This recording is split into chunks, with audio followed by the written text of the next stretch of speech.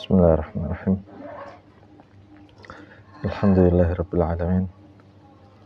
Wassalatu wassalamu ala sayyidil mursalin. Sayyidina Muhammadin wa ala alihi wa sahbihi ajma'in. Qala al-muallif adamallahu naf'a bihi wa bi'ulumihi fid dharaini amin. Ila an qala al-mufattirus sabi', yang membatalkan puasa yang keenam, ya.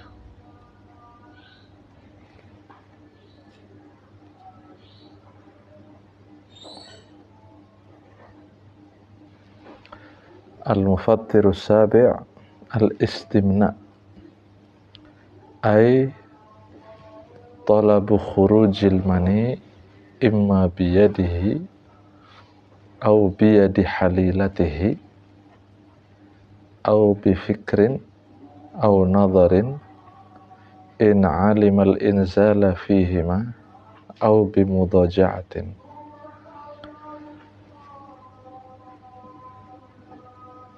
Yang ketujuh adalah al-istimna',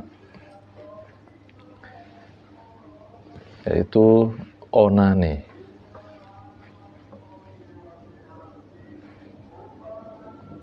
Al-istimna' yaitu onani.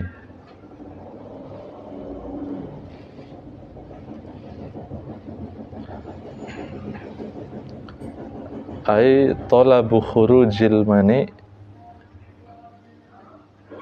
memaksa atau menuntut. Istimna itu definisinya talabu khurujil mani, memaksa atau menuntut atau mencari keluarnya sperma. Mencari keluarnya sperma. Ini menuntut keluarnya sperma ini ada kalanya halal, ada kalanya haram, ya. Ada kalanya halal, ada kalanya haram. Kalau halal berarti biyadi halilatih, dengan menggunakan tangan istrinya sendiri. Tangan istri ini cuma contoh, tidak mesti tangan. Yang penting apa sajalah yang ada pada istri. Nisa'ukum harthul lakum, ya, fa'tu harthakum anna syi'tum. Mungkin alafu minkum mau digempet pakai ketiak, atau mau, ya, bahkan dulu pernah sudah saya kasih tahu hukumnya bagaimana si perempuan ini massu dzakarihi, ya, massu dzakarir rajul, bermain-main dengan dzakarur rajul seperti orang makan permen, sumpah. Ini kan sudah saya tafsil dulu. Ini tidak masalah, halal. Cuma nanti ini pembahasannya apa nanti kalau membatalkan puasa atau tidak. Ini masalahnya, ya. Jadi nanti ada istimna yang halal, ada istimna yang haram. Haram ini kalau antum kerjakan sendiri. Antum kerjakan sendiri dengan cara memang niat tolab khurujil mani, memang bertujuan untuk mengeluarkan sperma. Berbeda, ya, dengan orang seumpama kena gatel pada alat kelaminnya. Kemudian setelah digaruk, pas digaruk di pas alat kelaminnya, kan udah otomatis si otong ini bakal qama zaidun, ya kan. Kemudian dengan seringnya antum menggaruk bagian kelamin karena gatal, kemudian ternyata mengeluarkan sperma, ini berbeda hukum. Karena antum tidak niat mengeluarkan sperma. Terutama gatal yang memang nggak kuat harus digaruk. Ada gatal yang nggak harus, yang orang itu nggak kuat ya dengan gatal itu pas kebetulan di alat kelamin. Ya, itu. Tapi kalau sengaja mengeluarkan air sperma ini hukumnya haram dan membatalkan puasa, istimna.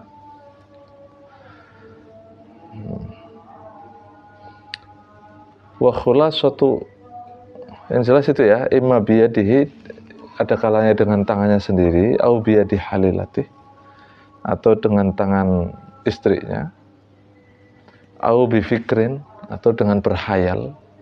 Berhayal bisa keluar sperma, bisa mungkin kalau imajinasinya terlalu tinggi, Pak Haji, ya. Au nadharin, atau melihat, dengan cara melihat. Dengan cara melihat ini berarti plus berhayal, karena nggak mungkin melihat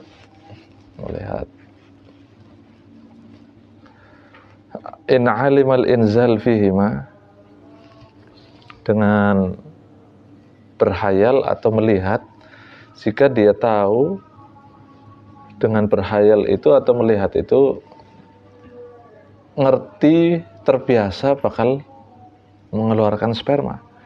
Tapi kalau melihat atau berhayal itu memang biasanya tidak mengeluarkan sperma, hanya bangkit saja syahwatnya tanpa mengeluarkan sperma.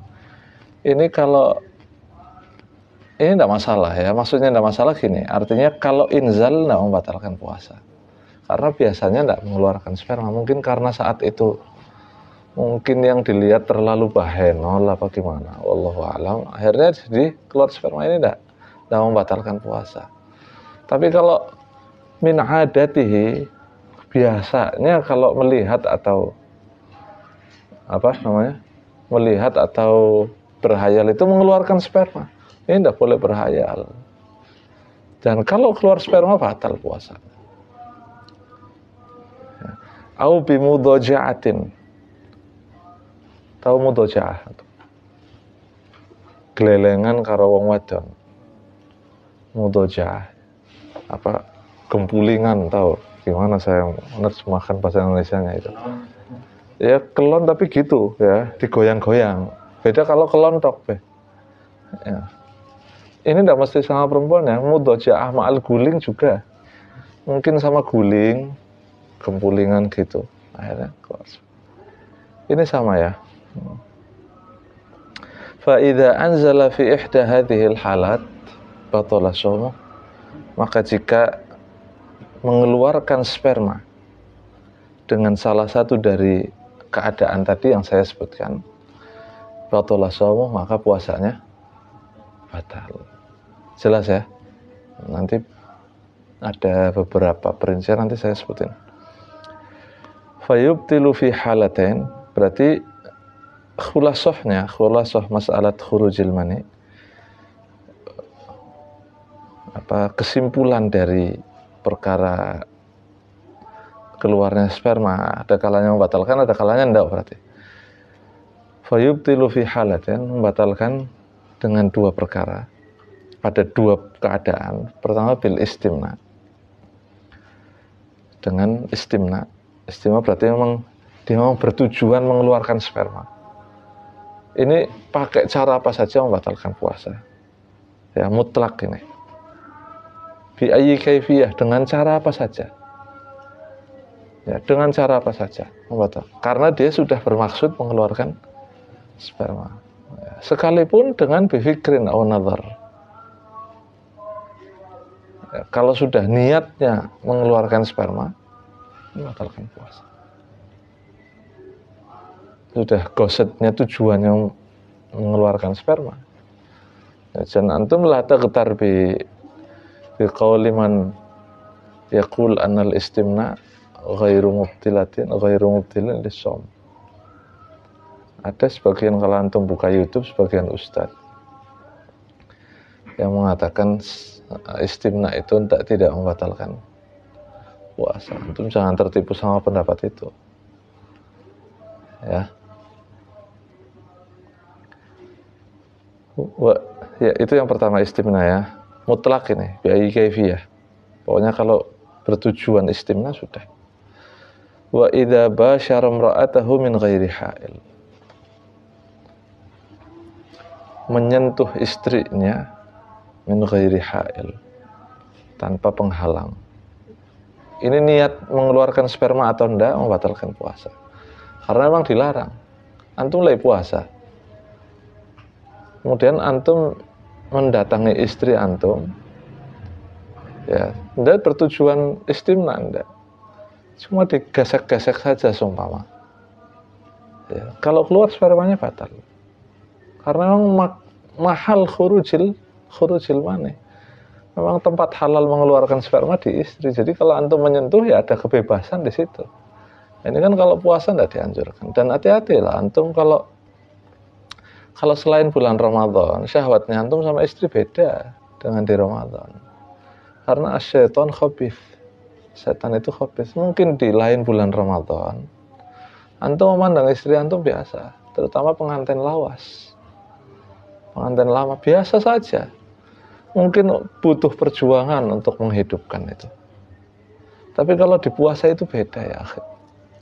Boleh jadi antum melihat istri antum di puasa keluar dari kamar mandi, yang biasanya biasa saja lah, tidak bangkit syahwat. Tapi kalau di puasa itu beda. Boleh jadi pagi-pagi pun melihat istrinya keluar dari kamar mandi pakai anduk itu bangkit syahwatnya. Padahal di hari lain itu biasa saja. Nanti setelah buka biasa, nggak bangkit. Jadi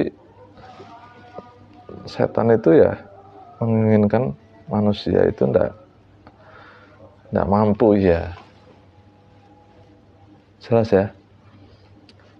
Nah, wala yubtilu fi halatin idza kharaja min ghairi mubasyaratin, kalau keluar tanpa mubasyarah, tanpa ada sentuhan apapun, ini tidak batal. Seperti melihat atau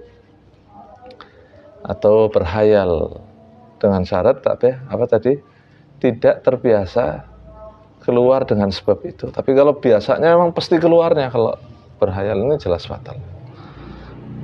Karena tujuan berarti dia melanjutkan apa yang nantinya dia pasti ngerti akan terjadi itu.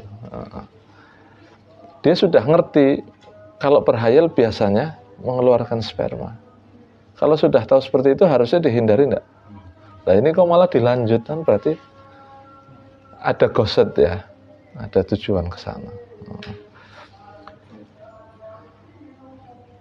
Wa idza kharaja bi mubasyaratin walakin bihaqil. Nah ini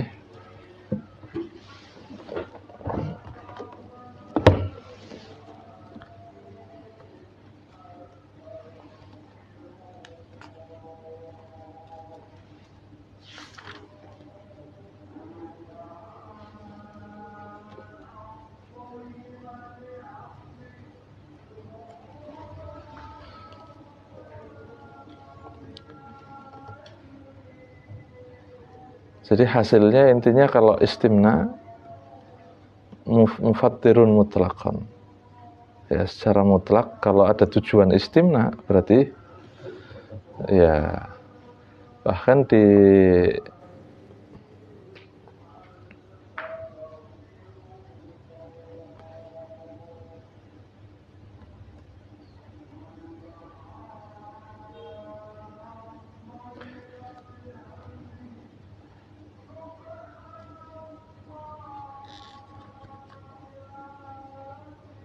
lah masalah syahwah ini ya.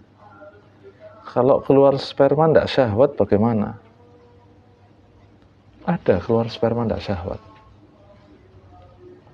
Ada ya? Apa? Gantung diri. ada aja. Walau qabbala zaujatahu wa faraqaha sa'atan thumma anzal. Kalau ada orang mencium istrinya, wa faraqahu sa'atan, kemudian dilepas beberapa saat, thumma anzal, kemudian mengeluarkan sperma. Jadi apa tadi?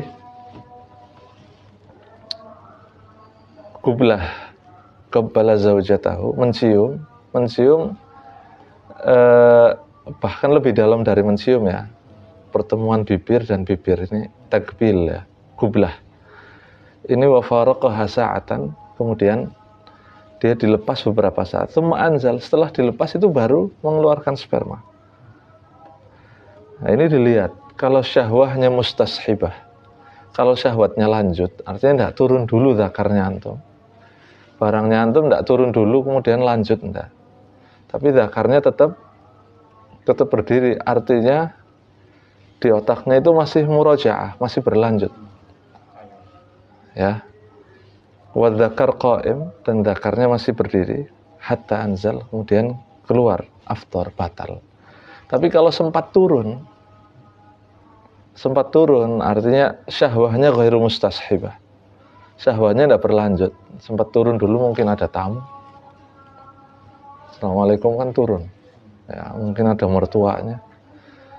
Akhirnya turun drastis, kemudian dilanjut lagi keluar sperma, tidak membatalkan puasa. Ya, tidak membatalkan puasa. Wa illa fala. Walau hakka dzakarahu li nahwi jarabin. Kalau ada orang menggaruk barangnya, menggaruk zakarnya, kemaluannya, kelaminnya. Li nahwi jarabin, karena ada penyakit jarab. Kudis, kurap, wa akhwatuhuma, dan saudara-saudaranya.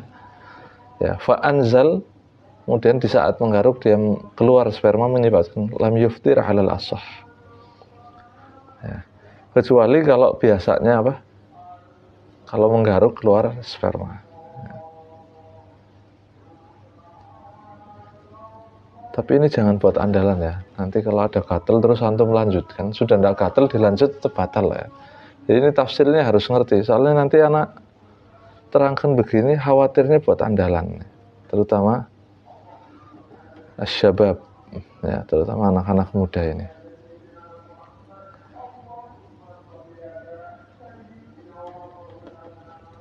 Layat dimaksud syahwah ini apa? Ini perlu antum tahu yang dimaksud syahwah. Syahwah itu tidak mesti berdirinya kelamin. Alat kelamin perempuan, laki-laki tidak mesti berdiri syahwah. Jadi al-murad bisyahwah, perhatikan ini penting sekali ya. Al-murad bisyahwah, yang dimaksud dengan syahwat apa? An yaqsida mujarradal ladzah min ghairi an yaqsida khurujal mani. Cukup adanya kelezatan ketika memandang atau berhayal. Jadi sudah ada kelezatan di situ sekalipun tidak menjadikan zakar itu berdiri.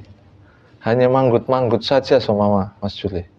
Cuma manggut-manggut tok seumpama, itu sudah masuk kategori syahwah. Karena ada mail, ada condongnya nafsu kepada itu ya.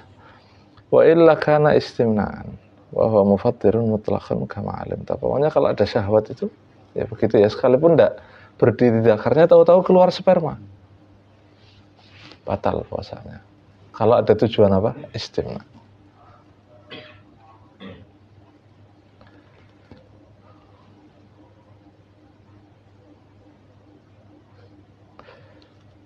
Nah sekarang kalau menyentuh yang bukan mahram, jelas kalau menyentuh mahramnya, anaknya sendiri seumpama lagi apa, dolani bocah, pas menyentuh barangnya antum, kan bisa terjadi apa? Bisa terjadi iya ada ya, syahwah ya, naik. Tapi bukan syahwah, apa namanya, cuma berdiri saja gitu ya.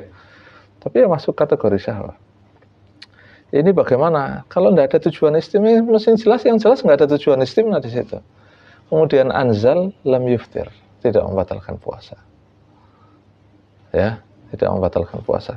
Bisa terjadi tidak seperti itu? Bisa terjadi. Bisa terjadi. Jelas saya ini masalah apa, istimna ya.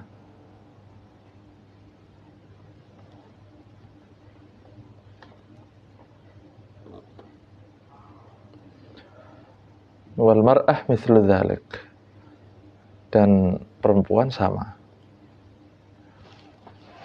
tafsilnya, perinciannya sama. Karena yang dimaksud syahwah adalah berdiri. Lah kalau yang dimaksud syahwah itu berdirinya zakar, perempuan gimana? Oh, nggak ada zakarnya. Sekarang hukmul qublah. Hukum al-qublah. Qublah ini berarti apa? Kalau bahasa sininya itu cipokan. Ya, apa bahasa halusnya itu apa? Cipokan. Tidak ada bahasa. Ya kalau ciuman kan nggak mesti cipokan. Ya. Kalau ini cipokan ini. Cipokan itu berarti mulut sama mulut. Kalau ciuman kan nggak mesti mulut sama mulut. Ini hukumnya dulu ya. Masalah membatalkan puasa nanti dulu. Ini hukumnya dulu. Kalau istimna kan jelas haramnya. Ya kan? Istimna kalau bukan biadi halilatih, bukan dengan tangan istrinya kan wis jelas haramnya ya kan? Nah, ini qublah ini, hukum qublah. Hukmul qublah. Tahrumu in kanat tuharriku syahwatahu. Ini dengan istri ya, berarti ya. Ini di bulan puasa. Kalau enggak di bulan puasa jelas dapat pahalanya antum. Ya kan? Antum cipokan bukan di bulan puasa. Bukan lagi puasa Ramadan, bukan. Masuk rumah tahu-tahu langsung nyosor. Enggak apa-apa. Dapat pahala. Ya kan? Jangan kan qublah. Cium pipinya saja, cium jidatnya pipinya sudah dapat pahala. Apalagi cium bibirnya. Sudah jelas dapat pahalanya. Bisa jadi seperti jihad fisabilillah. Wallahu a'lam. Nanti antum pulang langsung aja praktekin. Nanti dikira istri antum kesambet ini. Ini kena setan apa ini orang, nggak biasa ya. Nah, kalau lagi puasa di Ramadan bagaimana? Tahrum, haram. In kana tuharriku syahwatahu, haram jika membangkitkan syahwatnya. Artinya kalau tidak membangkitkan syahwatnya, berarti tidak haram. Nah, ini kan berarti harus pengantin yang sudah lama. Ini kalau pengantin baru tidak bisa. Nah, itulah makanya ada larangan orang menikah di bulan Sya'ban. Antum kalau nikah atau mantu ya, atau menganjurkan nikah pada saudaranya antum itu jangan di bulan Sya'ban. Sebab nanti akan terjadi yang hal-hal sekalipun tidak sampai jima hubungan suami istri, tapi ada beberapa hal yang haram yang akan dilakukan oleh pasangan ini nanti di bulan Ramadan. Sebab honeymoonnya akan terpepet oleh Ramadan ini. Kan kasihan. Maka Rasulullah menganjurkannya apa? Di awal Jumat di bulan Syawal. Jadi orang itu lagi senang, lagi banyak uang juga. Ya kan? Yang nyumbang juga kan tidak berat-berat. Orang lagi pada mudik. Gitu. Alah ini nikah yaumain qabla Ramadan. 2 hari sebelum Ramadan. Ini gimana ini? Konsepnya nggak tepat itu. Nah kalau kepingin pagi Pak ada sahur. Habis sahur ini orang lagi dingin-dinginnya enak. Kan bahaya ini. Manten baru itu kan sehari 5 kali aja belum puas. Ini kalau Ramadan gimana nasibnya ini? Jadi tidak boleh. Ada larangan orang nikah di Sya'ban. Nah. Jadi ini gambarannya la idza kanat tuharriku syahwatahu, artinya kalau tidak membangkitkan syahwatnya. Ini kalau sudah nikah 15 tahun, 20 tahun. Sudah mendekati expired. Ya udah anak 3. Antum juga sudah ada perubahan di alat kelaminnya. Iya kan? Sudah mendekati expired gimana? Ya, yang perempuan juga sama. Sudah turun mesin berapa kali. Jadi syahwat itu mesti berkurang. Ya, mungkin butuh yang baru. Wallahu a'lam. Alhasil lam tuharrik syahwatahu. Artinya tidak membangkitkan syahwatnya. Ini tidak membatalkan puasa. Artinya hanya ada kasih sayang tanpa syahwat di situ. Tidak apa-apa. Tidak apa-apa. Tidak haram. Tidak. Ya, bismillah. Dan ini tempatnya haram ini kalau puasa fardu ya. Ya. Kalau puasa fardu, kalau puasa Senin Kamis nggak apa-apa, antum mau syahwat, mau nggak syahwat nggak apa-apa. Sebab apa nggak haram, kenapa tahu antum? Ya kalau antum kepingin dukhul semua, ternyata biasanya nggak syahwat, tahu-tahu ini syahwat, mungkin udah 2 bulan mungkin nggak hubungan, kan? Batalin aja nggak apa-apa. Lebih banyak pahalanya ini daripada puasanya bisa jadi, ya, menyenangkan istri. Jelas ya? Jadi kalau puasa apa? Fardu. Puasa fardu sudah Anda terangkan ada berapa? 6. 6 apa 7 dulu? Udah lupa ya. Wa amma idza lam tuharrik syahwatahu fa khilaful aula. Ya, lebih baik dihindari gitu aja ya. Wala tubtilu illa idza anzala bisababiha. Apa membatalkan puasa? Tidak membatalkan puasa, kecuali kalau inzal, keluar sperma. Kalau keluar sperma ya batal. Sebagaimana tafsir sebelumnya. Jelas ya? Al-mufattiru tsamin, yang membatalkan puasa yang ke-8. Al-istiqa'ah, sengaja muntah. Sengaja muntah. Ay talabu wa ta'ammudu khurujil qai'i. Sengaja muntah. Ada orang sengaja muntah, ada. Kan ada sakit itu kalau dimuntahkan nanti jadi ringan sakitnya. Ini kalau terjadi seperti ini, sedang puasa ya berarti membatalkan puasa. Fayubtilu walau kana qalilan. Ini membatalkan puasa sekalipun yang keluar itu air sedikit aja. Jadi disogok-sogok semua pakai apa biasanya? Cotton bud sih ini apa sih? Pakai itu biasanya. Kalau orang dulu itu pakai apa namanya? Kayak nanti yang diikat nanti masukkan, terus nanti ditarik lagi tuh. Biji kedondong.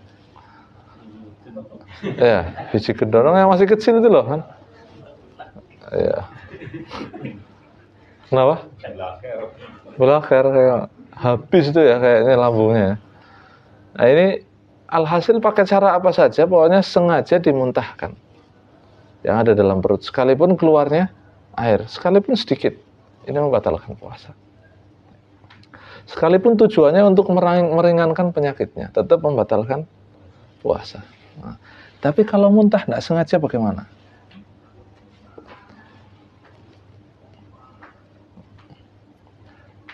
Nah ini, idza kharaja minhul qai', kalau keluar muntah, artinya tidak sengaja ya. Pertama, mulutnya najis, jelas ya, karena muntah hukumnya najis. Berarti kalau najis wajib dicuci, wajib, fayajibu alaihi an yaghsilahu, artinya kumur, wa yubaligh fil madmadah, dan wajib menyempurnakan kumur sampai ke sini. Kalau masuk air tanpa sengaja tidak apa-apa, karena dianjurkan kumurnya. Mubalaghahnya aja dianjurkan. Hatta yanghasila jami'u ma fi famihi min haddil zahir, sampai terbasuh semua yang ada di mulut, jangan ada yang tersisa bekas muntahnya. Wala yubtilu shauma idza sabaqahu al-ma' ila al-jawf biduni ta'ammudin. Li'anna izalatan najasah ma'murun biha, karena membuang najis itu dianjurkan, dan mubalaghah dianjurkan dalam hal seperti itu.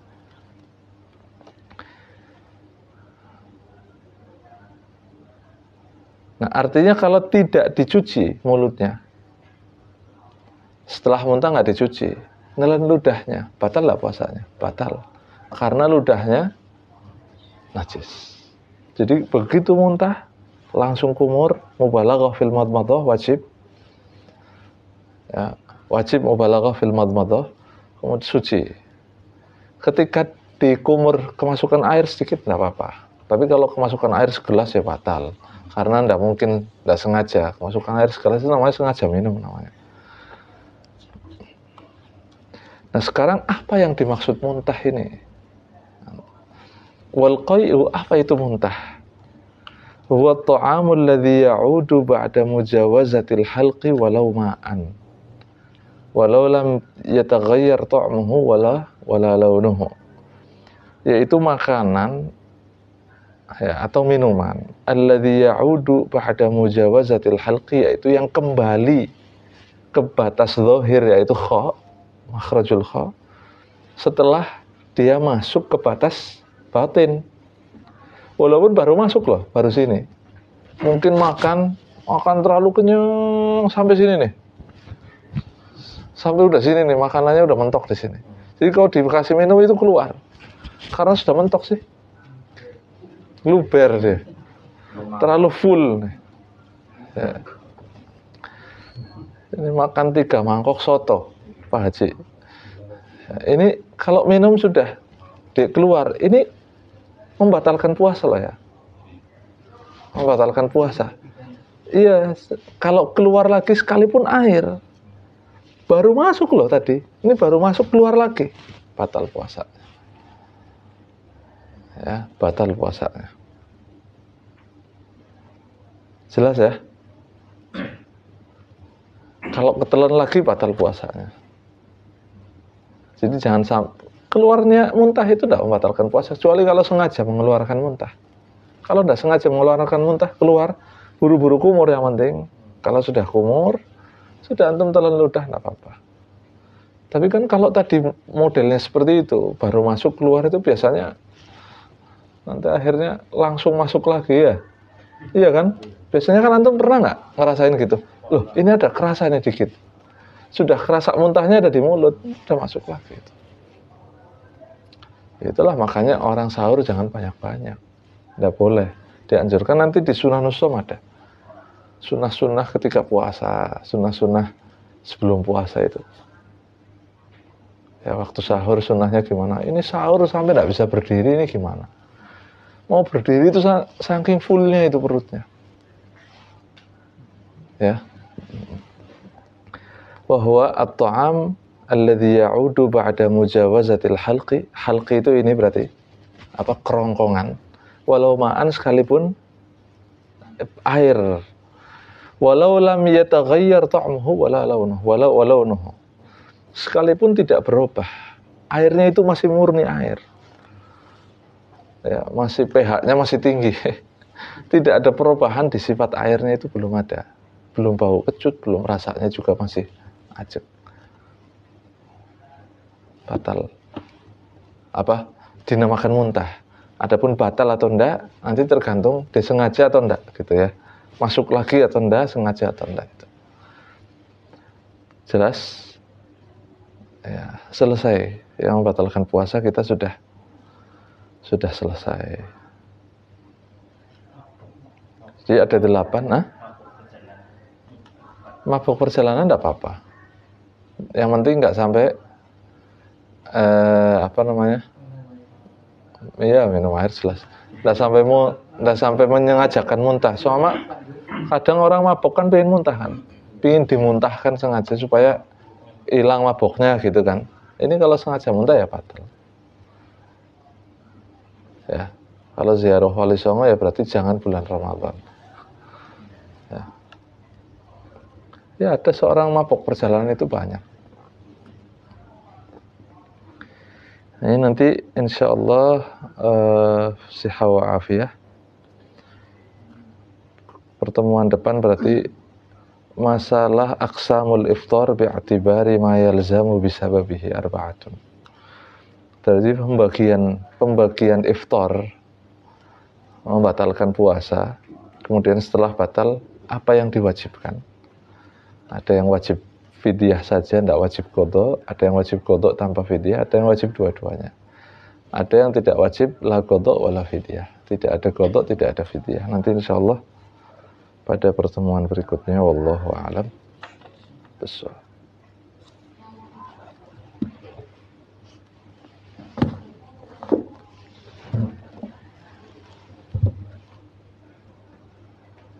Bismillahirrahmanirrahim. Alhamdulillahirabbil alamin wassalatu wassalamu ala sayyidil mursalin sayyidina Muhammadin wa ala alihi washabbihi ajma'in.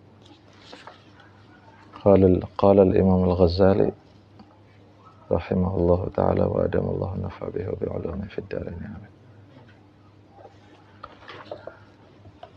Masih dalam bab fadilatul ilmi. Wa ammal akhbar. Ayat-ayatnya sudah disebutkan oleh beliau. Sekarang ahadits an-nabawiyah. Wa ammal akhbar. Adapun hadis-hadis Rasul yang menerangkan tentang fadilatul ilm, faqala Rasulullah sallallahu alaihi wa ala alihi wasallam, man yuridillahu bihi khairan yufaqihu fid din wa yulhimhu rusydah. Hadis ini diriwayatkan oleh Imam Bukhari wa Muslim. Tapi dalam kitab Bukhari dan Muslim, hadisnya cuma sampai yufaqihu fid din. Adapun wa yulhimhu rusydah ini ada dalam riwayat Al-Imam At-Tabarani fil Kabir. Ya, wa Abu Naim fil Hilyah, dalam kitab Hilyah. Intinya dua riwayat ini digabung jadi satu. Ya. Ditambahi riwayat Al-Imam At-Tabarani sehingga ada tambahannya wa yulhimhu rusydah. Makna dari hadis ini, man yuridillahu bihi khairan, orang yang Allah Subhanahu wa taala menginginkan kebaikan pada orang tersebut, maka yufaqihu fiddin, maka orang itu mesti akan diberi pengetahuan tentang agama. Artinya diringankan kakinya untuk melangkahkan di majelis ilmu, terutama fikih. Karena di sini kenapa Rasulullah kok pakainya lafaz tafaqquh? Tafaqquh itu artinya mendalami agama. Agama yang wajib didalami apa? Fikih, ahkam, hukum. Loh, ilmu fikih itu sudah ada belum sejak zaman Rasul? Kalau masalah ada, cuma penamaannya dengan fikih itu kan belum ada. Ya, ijma' dan qiyas juga belum ada. Masih ada Nabi. Tinggal ditanyakan ke Rasulullah. Sahabat itu kalau butuh apa-apa, ya, itu mesti ditanyakan kepada Rasulullah. Kenapa? Masih proses turunnya wahyu. Ya, masih proses turunnya wahyu. Kalau belum ada wahyu ini, masih ada istishab. Hukum dari masa jahiliyah, min baqaya dini Ibrahim, masih bekas-bekas dari agama Ibrahim itu masih ada. Ya, seperti ahkamul dhihar, hukum dhihar. Di masa jahiliyah talak. Sehingga ketika as-sahabiyah, ada perempuan sahabiyah, sahabat tapi perempuan, siapa namanya? Khawlah binti Tha'labah ja'at li Rasulullah sallallahu alaihi wasallam. Datang kepada Rasulullah ketika Harith suaminya itu melakukan zihar kepada istrinya. Qala anti aliyya ka dhahri ummi. Ya, syabbaha zaujatahu bi maharimih. Makanya hati-hati ya antum yang punya istri, yang antum suami-suami yang suka panggil umi, mama. Kalau bukan tujuan mengenalkan anaknya itu jangan. Udah panggil namanya aja. Kalau gak ada duit panggil sayang gitu. jangan pas ada duit. Pokoknya seperti yang Rasulullah panggil lah ya gitu ya. Sebab nanti ada menjurus kepada zihar ini bahaya. Zihar itu di masa jahiliyah talak. Kemudian Khawlah binti Tha'labah datang kepada Rasulullah, ya, mengadukan tentang masalah zihar. Ayatnya belum turun, Rasulullah kasih hukum lama. Rasulullah ya ta'ala. Maka Khawlah binti Tha'labah mengatakan kepada Rasulullah, ya Rasulullah, kalau begitu saya akan mengadukan masalah ini langsung kepada Allah. Maka di sepertiga malam terakhir, Khawlah binti Tha'labah tatahajjud, melakukan salat tahajud, wa tashku amraha ilallah. Dia mengadukan masalahnya kepada Allah. Dan malam hari itu juga turun ayat. Apa ayatnya? Salah Mas Faiz. Ya, ayat suratul Mujadilah itu loh, suratul Mujadilah. Laqad sami'a Allahu qala allati tujadiluka fi zawjiha. Itu kan masih proses turunnya ayat, makanya setiap ada perkara itu diadukan ke Rasulullah, turun ayat. Gitu kan? Masih proses itu. Tapi fuqaha di zaman sahabat itu sudah ada. Siapa fuqaha us-sahabah? Pakar-pakar fikih dari kalangan sahabat itu siapa? Sayyidina Abdullah bin Mas'ud, Sayyidina Abdullah bin Umar bin Al-Khattab. Terus fuqaha us-sahabah bukan. Itu mukthirin fil hadis, fi riwayat al-hadis. Sahabat-sahabat yang masuk 10 besar paling banyak meriwayatkan hadis. Yang namanya Abdullah semula, Abdullah bin Umar bin Al-Khattab, Abdullah bin Mas'ud, terus Abdullah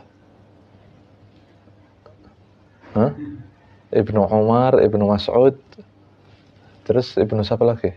Bukan Ibnu Hasan. Ibnu Hasan. Ya itu ada sekitar 4 atau 5 sahabat atau 7, lupa saya. Ya, itu semuanya fuqaha. Ya, fuqaha us-sahabah, pakar-pakar fikih dari kalangan sahabat sudah ada. Ya, makanya di sini apa isyarah dari isyarah nabawiyah bahwa orang itu harus mendalami din agama. Lah mendalami ilmu agama itu di mana ya? Tafaqquh. Maka setelah sahabat itu sudah tidak ada, sudah zamannya a'immah, itu makanya ada ijma' wal qiyas. Ya seperti wujubus shalah ijma' sudah. Tidak ada satu ulama pun yang mengatakan sholat 5 waktu itu tidak wajib. Tapi arkannya kan tidak ijma'. Di dalam sholat ada rukunnya.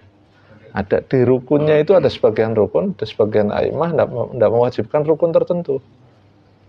Mungkin antum kalau ke Masjidil Haram, ke Masjid Nabawi, orang dengan berbagai negara, dengan berbagai madzhab datang ke sana, kemudian orang sholat di depannya antum lihat mungkin sholatnya berbeda dengan antum yang biasa antum pelajari di madzhab Syafi'i.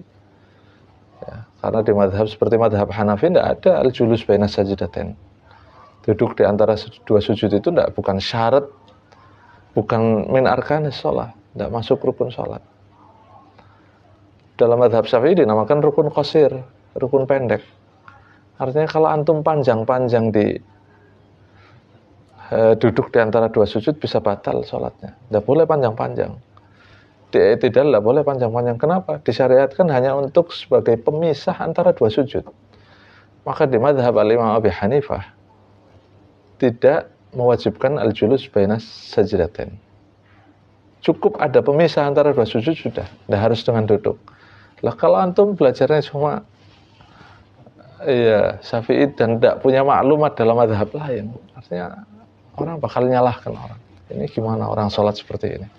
Dikira aliran sesat. Iya kan? Itulah makanya ta'lim itu kan harus ya, wajib, supaya tidak seperti tong kosong nyaring bunyinya. Suka nyalahkan orang. Sedikit-sedikit orang disalahkan, sedikit-sedikit disalahkan. Jelas ya, jadi yufaqihu fiddin. Orang kalau diinginkan jadi orang baik, itu mesti mendalami agama. Ya, terutama fikih. Alhasil gini aja lah ya, antum jangan banyak-banyak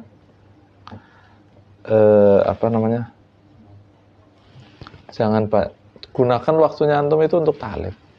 Ada majelis ta'lim, antum ta'lim. Tidak usah banyak-banyak wirid hidup itu. Ya. Tidak usah banyak ta'limnya, supaya banyak taunya, banyak ngertinya. Nanti kalau banyak wiridnya antum bahaya. Ya masih bodoh tapi sudah jadi kiai kan repot. Kalau banyak wiridnya kan nanti dikiaikan. Oh ini hebat ini, udah begitu wirid di masjid pakai udeng-udeng lagi. Ini taklim enggak, wiridnya di masjid pakai udeng-udeng. Orang kan ngiranya kiai, akhirnya dimintai air, dimintai fatwa, ditanya hukum, akhirnya ngawur dah, akhirnya nanti ngasih hukumnya ngawur. Itu kan munculnya kerusakan itu gara-gara orang bodoh yang dikiaikan. Hati-hati. Dia yang banyak taklim aja, karena Rasulullah dawuh nanti akan datang satu masa kathratul ilm khairun min kathratil amal. Banyak taklim itu lebih baik daripada banyak ibadahnya. Antum sholat 5 waktu, rawatib qobliyah ba'diyah, dan tidak usah banyak tirakat. Nanti tirakat itu kalau antum sudah umur 50 tahun, udah deket mati, Antum sudah dekat mati, udah banyak ilmunya, tirakat nggak apa-apa. Ya, barangkali mau tirakat supaya bisa terbang apa gimana. Ini zaman kita banyakin ilmu, supaya nanti di masa tua itu sudah ngerti, sudah tahu. Itu bisa ngajarkan anak-anak kita kan enak. Iya kan? Man yuridillahu bihi khairan yufaqihu fid din wa yulhimhu rusydah. Dan Allah akan membimbing apa? Rusydahu. Akan dikasih petunjuk oleh Allah lewat ini, lewat ilmu. Ya setidaknya gini, setidaknya orang bodoh bermaksiat sama orang yang ngerti ilmu bermaksiat, dosanya besaran mana? Orang bodoh bermaksiat. Orang antum taklim, sudah ngerti kan? Hukumnya ini haram, hukumnya ini haram. Ada orang bodoh, sama-sama maksiatnya sama. Itu lebih besar orang bodoh yang bermaksiat. Kenapa? Karena dia bodoh tentang ilmu. Nggak ngerti kalau itu perbuatan dosa. Jadi dia srek. Dia berbuat maksiat, srek. Lah srek berbuat maksiat itu udah dosa lagi itu. Sudah dia maksiat, dia srek, dia nggak ngerasa itu perbuatan maksiat karena kebodohannya dia, karena nggak taklim. Dan bodohnya nggak makdzur, dia nyaman di perbuatan maksiat, itu rujukan. Tapi kalau orang taklim, setidaknya walaupun dia masih ngelakoni, tapi nggak srek hatinya, karena ngerti ini perbuatan tidak baik, ini perbuatan dosa. Ada harapan tobat nggak orang seperti ini? Ada. Jadi lebih ringan dosanya. Iya kan? Jadi setidaknya tahu dulu, walaupun belum mampu ngelakoni, belum mampu mengamalkan, tapi setidaknya tahu dulu.